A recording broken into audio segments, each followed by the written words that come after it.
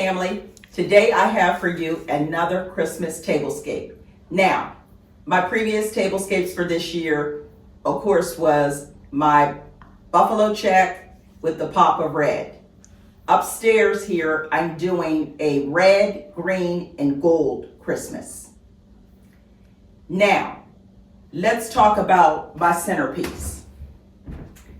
I have been wanting to do something like this for quite a few years now, but I didn't think my DIY capabilities it would work. Now, most of you know, because I say often in my videos, I'm a two-step DIY girl. So if I could do this, anybody can. Let me explain it. I actually got my greenery for this, I think at the thrift store, for about $4 or $5. I then went to Hobby Lobby and bought the ornaments.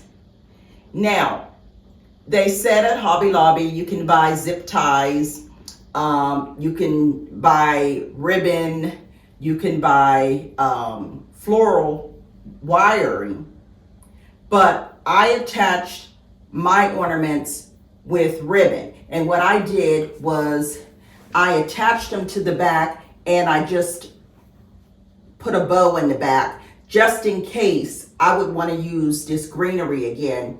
All I have to do is untie them and I can use the greenery for something else. Now, after I placed the ornaments, I had gold swags that I've had for some years now. And I placed those throughout the center.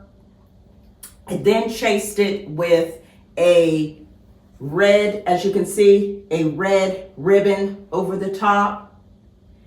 And then I added, which I had on hand, I placed my gold pine cones. And then after I placed the pine cones, then as you can see, I placed different levels of glasses. My martini glasses, my high top glasses, and decorative stones and floating candles. I'm loving it. I could stop right there, but you know me. I'm going to take this to the top. Now, let's talk about my chandelier. I understand this might be a bit much for somebody else, but as I always say, do as much or as little as your taste allows. I started off with my greenery, as you can see. I then attached some red and gold ornaments at the top. Then I hung with gold rope my green ornaments, cascading my gold swags. Come on. Come on. I think this turned out wonderful. Let me know your thoughts in the comments section. Stay with me because I'm going to build this table.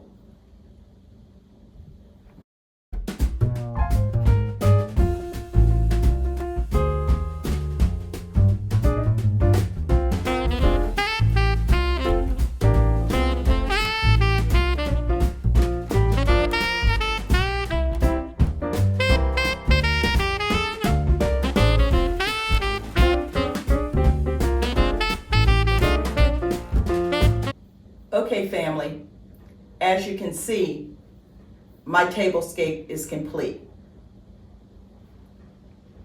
I'm loving this. If you're loving it, hit the like button and also leave me a comment down in the comment section. Now let's talk about a little bit of my decor that I have to go along with this tablescape. I have my lantern down there in the corner. It's all lit up. I grabbed some holly from my yard and I placed it on both sides. Pictures of my family. My centerpiece base is my gold charge plate. and a vase that I had, and I just layered the ornaments. And then inside, these are red and green picks that I placed in the center. As you can see on the wall, that is fresh greenery from my yard. And of course I topped that with a red, with a black ribbon hat, and just some fresh holly on this side of my yard. And my sign, Christmas begins with Christ. I love that. I picked that up, I think at the thrift store. Might have been maybe, say, $5. And that completes my look. But now I have a funny, but not so funny Christmas story to share. Let's talk about it.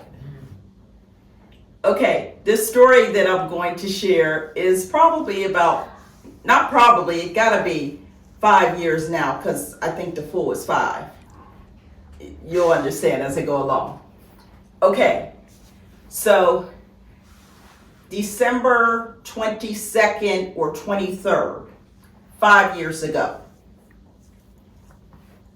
Let's say, about 4 or 5 o'clock in the afternoon. My husband said, I thought you had some other items that you wanted to pick up. And I said, yeah, I do, but he said, okay, go get ready and we'll go and get those. Now, that should have been a red flag for me that something was going on, because typically speaking, December 20th through the 24th, which I call the last run, my husband doesn't do. His thought process is everything that I didn't have, he's not going for the last run. Everything I don't have, I won't have. Don't worry about it. That's his mindset. So I should have known that that was a red flag, but I didn't, because sometimes getting close to Christmas, he'll say, let's go out. And then while we get in the car, he may say, let's go see about that foolishness that you've been talking about. Now, when he says foolishness, that means we're going to the jewelry store. So you already know. I got my shoes, my handbag. I'm good to go. But this time we actually went to a department store to pick up a couple things that I wanted to get for my sons. So you already know I've never met a stranger, but I was really minding my own business, and I'm in the department store. Me and my husband going this way, and a couple is coming this way. And it might have looked like I was fussing because I talk with my hands, but I actually was telling him what I had to get and where it was. So just about that time, the couple that was coming this way got right near me, and the husband put his arm on my arm, and his hand on my arm, and he leaned over and he said, ma'am, he said, is he buying everything that you're saying? And I turned and looked at he and his wife, and I said, no. I said, he's a good talker, but I wish he'd start going in his pocket. And they fell apart, and we said Merry Christmas and went our ways. So I get what I came there to get, and we leave. And we're now in my driveway, and I see all these lights on, but my son's car was gone. And I said, I'm fussing, I'm saying, this kid's left all my lights on. I said, my husband didn't say a word. So we come in through the garage, and I have about maybe 10 steps to get up to my living area. So I'm still fussing about all these lights on as I'm going up the steps. And again, my husband's not saying a word. So when I open the door to go into my family room, my baby, my youngest, he's standing up and with all these lights on. And I'm looking at him, and then I look over to the left of him, and what do I see? A puppy. Okay, stay with me. This story gets better. Honest to Pete.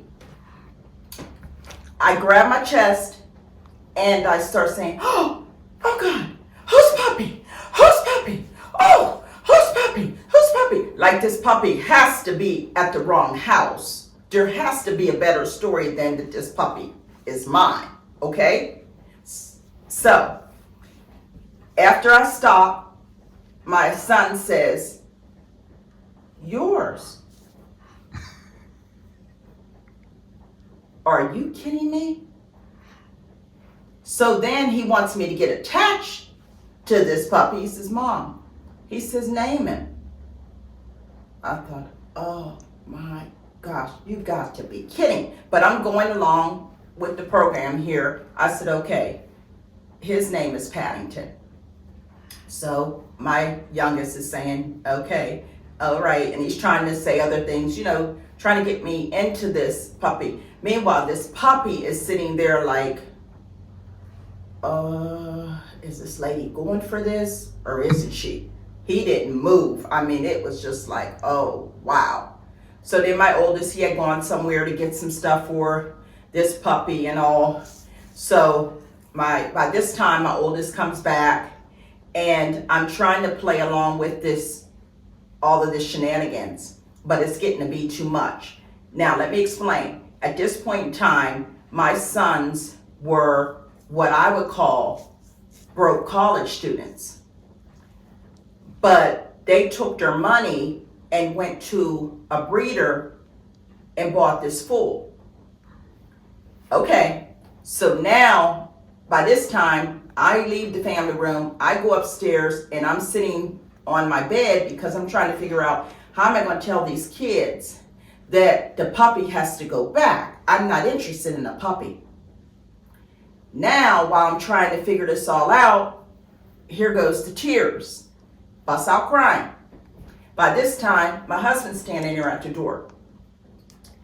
I said, I don't know what to do. What are we going to do? I said, the puppy has to go back. I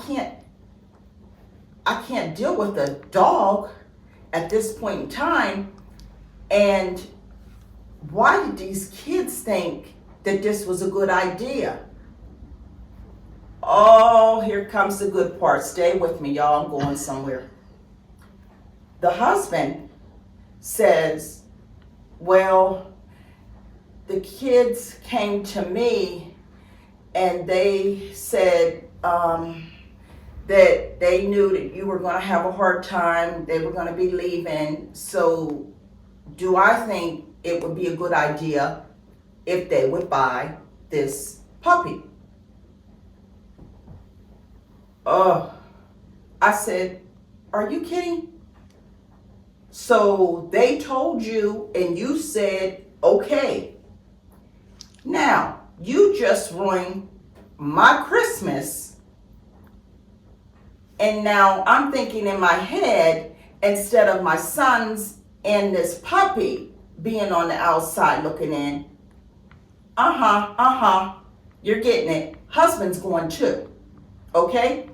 So just about the time I'm getting ready to rip him a new soul, he says right on cue, let's have a family meeting. And he takes off and he comes out, come on, we're going to have a family meeting. He calls a family meeting.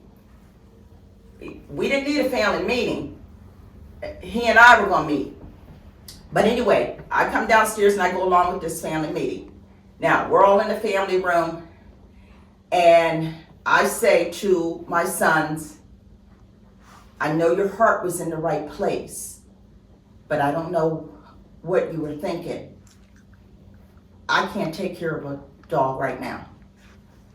So I was trying to keep, after I said this, I was trying to keep a straight face because as we're all, getting ready to get into this meeting about this puppy, I'm looking over and my baby, my youngest, he's sitting on the sofa and he's looking straight ahead, like he's not even a member of this family. And I could see the look on his face, like, I knew this was gonna go wrong. I knew there was a chance that she wasn't gonna want this. I'm not even getting involved. He's looking straight ahead. So anyway, my oldest, he's going to plead the case for this puppy. He said, Mom, I don't want to take him back. If you allow him to stay until I leave. And what he meant by that was that December, he had graduated from college. He already had a job, but he wasn't starting his job or moving from my home until, this is December, until August. Okay? So that means if I allow this fool to stay, that means he's not moving to his new home, I'm talking about this puppy, until August. Okay, so here we go. So, make a long story short, I said, okay, and I got to give credit where credit's due, because my sons knew she's not going for this shenanigans. I'd say within like a week, they had him sleeping through the night. So just about that time, somebody called our grandmother and filled her in. So they knew that I would listen to her. And she called and she said, Kim, what do you think? And I said, Grandma, he busies my house too much. I don't think he's for my family. She said, Kim, he's sleeping through the night. Give him a chance. Now, the conversation that she and I had, you would have easily thought that she was talking about a man, but we're talking about this puppy. So I said, okay. So then it wasn't even 2 weeks, maybe longer. My sons had him housebroken. So again, our conversation went like, Kim, he's sleeping through the night. Now he's housebroken. You can't beat that. Give him a chance. Make a long story short, my son did exactly what he said he would do. And when August came and he moved, he took Paddington with him. And we were just then, and still is, backup. But he has grown to be 70 pounds, and he's a bad Labradoodle. And yes, he has grown on me, but I love when he comes, and then I love when he goes. And actually, as I think about it, I regifted him, but I didn't actually get my money that they spent from him. They still owe me.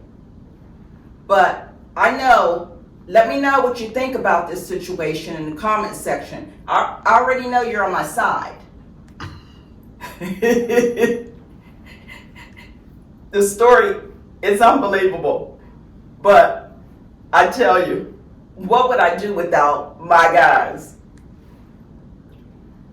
And in closing, let me say this. From my home to yours, have a blessed, happy, Merry Christmas. And until next time.